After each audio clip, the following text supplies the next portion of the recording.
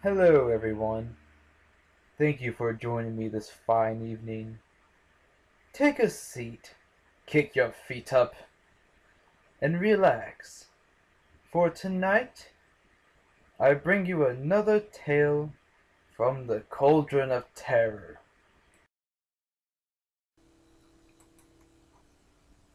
Crap, I've got exams tomorrow, I thought.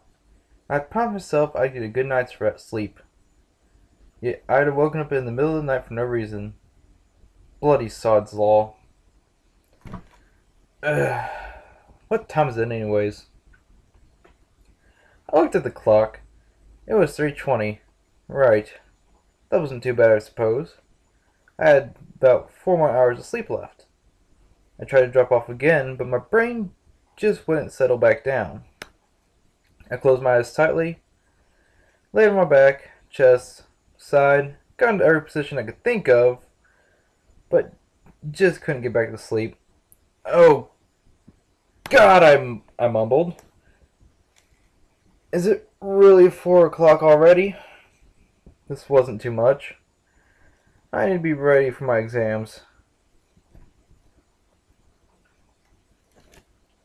Frustrated, I grabbed my iPod and set it to the lowest volume possible so that the blue bar wasn't even visible. After all, I didn't want to wake everyone else in the house up. I connected to YouTube, searched for relaxing music, and clicked on the first decent looking thumbnail I saw. I placed the iPod on my pillow, put my ear over the speaker part of it. It started off nice enough. Harps, violins, playing softly while a piano made a continuous, slightly repetitive tune. I was actually starting to sink back into a happy slumber once again. Just then, I heard a noise. Barely anything. Just what sounded like a slight scratch on the wall. Any other time I might have taken no notice. But it was right at that moment I felt something. There was an overwhelming sense of evil filling the room. Impossible to describe, a sensation of hell and hatred. What you would imagine Satan would be like, if that makes sense. Although there was nothing I could see, I just feel like this presence is in my room. A presence of pure evil. I was still in a state of semi-consciousness, or I could only describe it as somewhere between being asleep and awake. I could not move. It was as if my mind was awake, but not my body. I felt fear like no other time in my life. Sheer terror, and nothing else, engulfing me fully. Just as I was about to scream, I stopped. There was a hand coming around the door, followed by heavy, raspy breathing. Everything was dark, and I could hardly see, but the hand I saw appeared to be that of a shadow, yet somehow it seemed to be made up of substance. It continued to wrap its fingers around the doorframe, and eventually it started to open the door. The figure standing before me was hazy in my half-open eyes, in the blackness of the room, but it was definitely solid now, dark gray, and draped in a long coat with a hood. I could not see a face, just long, tangled gray hair, but for whatever reason, I had named it, and knew the gender. It was a hag. The hag. It sounds ridiculous, almost comical now I write it, but there was something in me which knew this. For some reason, it seemed obvious at the time. Again, I tried to scream, but as I did, she proceeded across my room and came towards me. The next few seconds I don't recall, but soon she was sitting on my chest, with her hand wrapped around my neck. I felt like I was being suffocated. All I could hear was her breathing in my ear. She was whispering something. I couldn't make it out, but I knew it was something evil. I tried so desperately to move, concentrating all my energy, using every bit of my strength to move an ankle, a finger, anything. I felt that if I were able to do that, I could defeat this demonic being. She was kneeling now, crouched down and hunched, crushing my ribs and compressing my lungs. Her hands were tightening on my neck. I couldn't breathe, and I felt ready to die.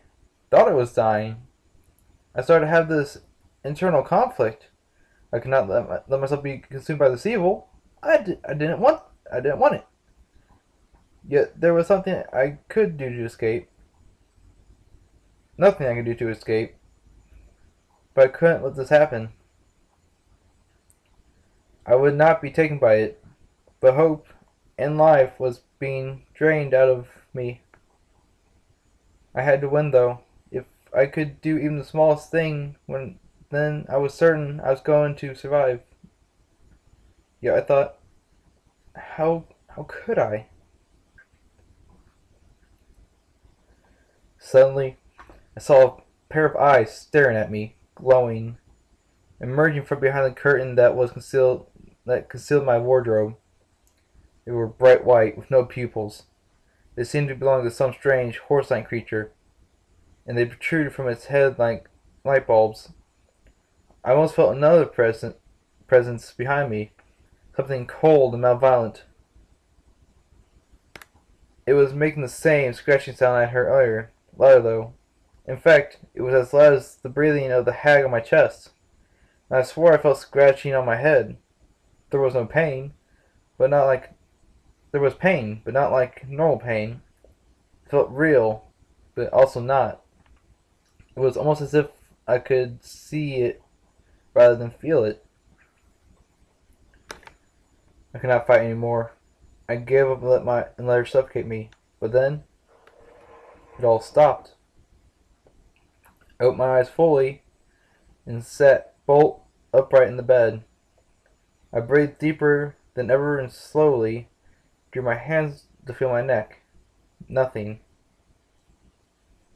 I hastily looked around my room and all I saw was darkness. I was alive. It was so strange. A second ago I was about to die and now I was fine. And I remembered everything and it was definitely not a dream. It was half and half. I've had similar experiences since, though not for many years. But life has never been the same since. I mean, every time I close my eyes, I picture that same scene. I don't know whether it was real or not. I don't think I'll ever have any way of knowing. But what I do know is that scene of evil, that sense of evil I felt was the worst thing anyone ever could endure. And I hope to God that it never happens again. But the possibility is always going to be there. It's not a thing to be afraid of the past, isn't it?